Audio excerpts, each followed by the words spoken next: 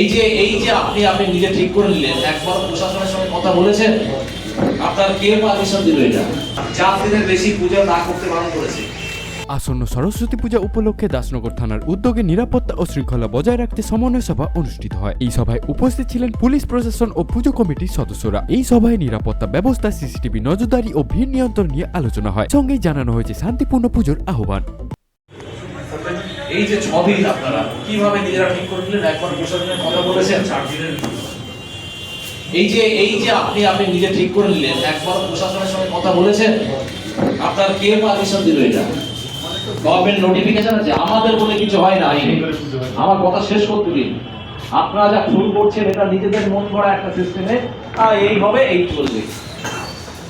CP সাহেবের আমাদের যে সেন্ট্রাল মিটিং হয়েছে, স্যাররা আছেন, 4 দিনের বেশি পূজা না করতে বারণ করেছে। তারপরে মাধ্যমিক পরীক্ষা এগিয়ে আসছে, আপনারা ইমার্শন করেন, এখান থেকে নিয়ে গিয়ে সেই ব্যাটটা উপর দিয়ে সেই আপনার গঙ্গার ঘাটে চলে যান। আমরা সেই শান্তপুর পর্যন্ত কিভাবে আপনাদের গার্ড করে পূজা করতে দেখেছেন? ঠিক আছে, তাহলে আমরা এত ডিপ্লয় করি, একবার অর্চনা করেছেন তাহলে আমার এত থেকে এত পূজা হবে। কোনো এসছেন একবারও? কোন লাইসেন্স আছে?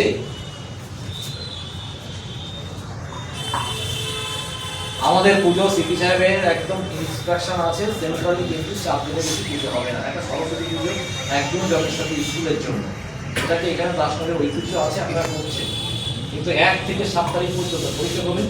12 তারিখ 10 3 তারিখ পুজো উপলক্ষ তো রাখছেন, আপনারা ঠাকুর বিসর্জন দিচ্ছেন না, রেখে দিচ্ছেন 3 তারিখে পুজো, 7 তারিখ করে আপনারা প্রতিবার আগে তো পুজো করতে হবে রেগুলার।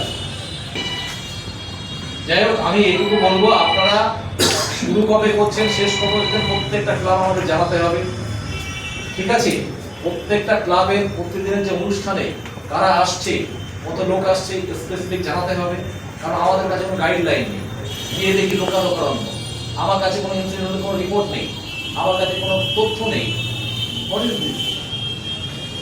এভাবে চলে আসছে তো সিস্টেম তো চলবে না এভাবে।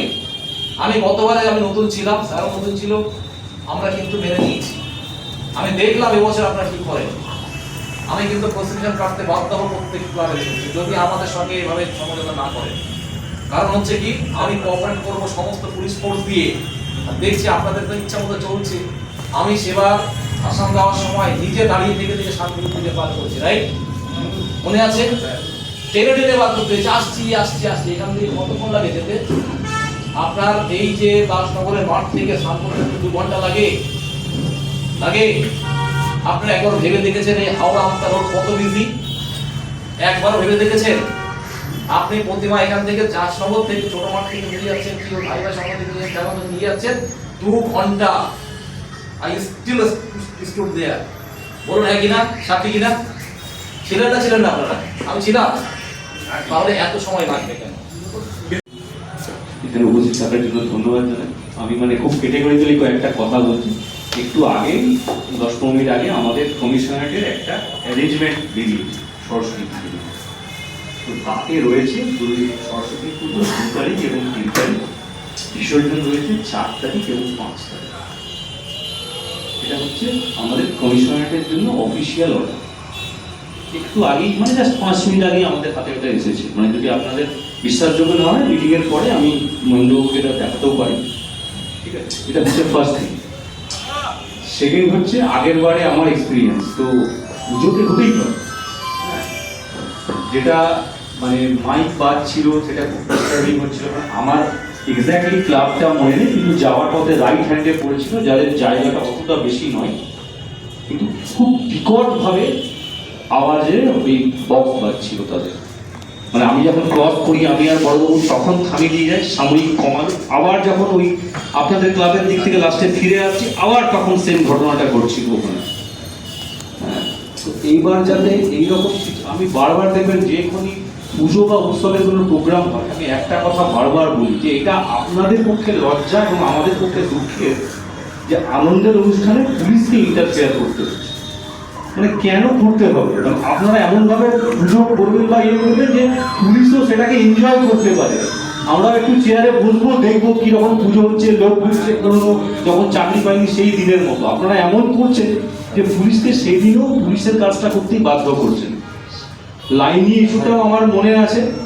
তো যে দুটো ক্লাবের মধ্যে হলো, কে ঠিক কে ভুল আমি যাচ্ছি না, নিজেদের মধ্যে বসে শর্ট আউট না করুন, কারণ কমপ্লেন হলে আমি বারবার বলছি, সিপি স্যার বারবার আমাদেরকে বলছেন যে কমপ্লেন হলে কিন্তু স্ট্রিক্টলি পুলিশ সুলভ আচরণ করুন না। আমরা যেটা করি গাইড সুলভ আচরণ, সেটা কিন্তু ঠিক হচ্ছে না। তাহলে আপনারা হয় নিজেরা ঠিকভাবে চলুন, তাহলে আমাদেরকে ইন্টারভিউ করতে হয় না।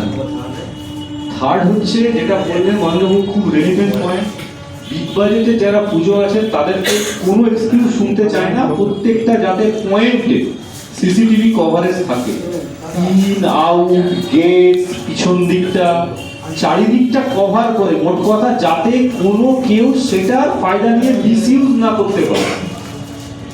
বদমাইশি করার জন্য কোনো আলাদা কমিউনিটি বলে প্রয়োজন হয় না, হিন্দু মুসলিম বলে নয়, বদমাস লোকের প্রয়োজন হয়, বদমাস মানসিকতার প্রয়োজন হয়।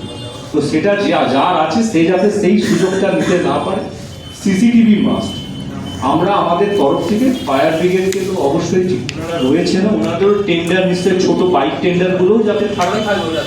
অ্যাম্বুলেন্সের জন্য আমরাও কথা বলবো অবশ্যই। মেডিকেল টিম আগের বারে তরুণ সংঘের মাঠে আমাদের একটা ক্যাম্প টিএবি করে দিয়েছিলেন, কিন্তু সেটাও আমি বলি অভিযোগ আছে, যখন আমি আর বড়বাবু ভিজিট করতে যাই এত ডিম একটা লাইট। অনেকক্ষণ ধরে আপনারা বসে আছেন। সরস্বতী পুজো আমার ডিভিশনে এই শুধু দাসনগরে হচ্ছে, আর কোথাও এরকম মিটিং হয়নি।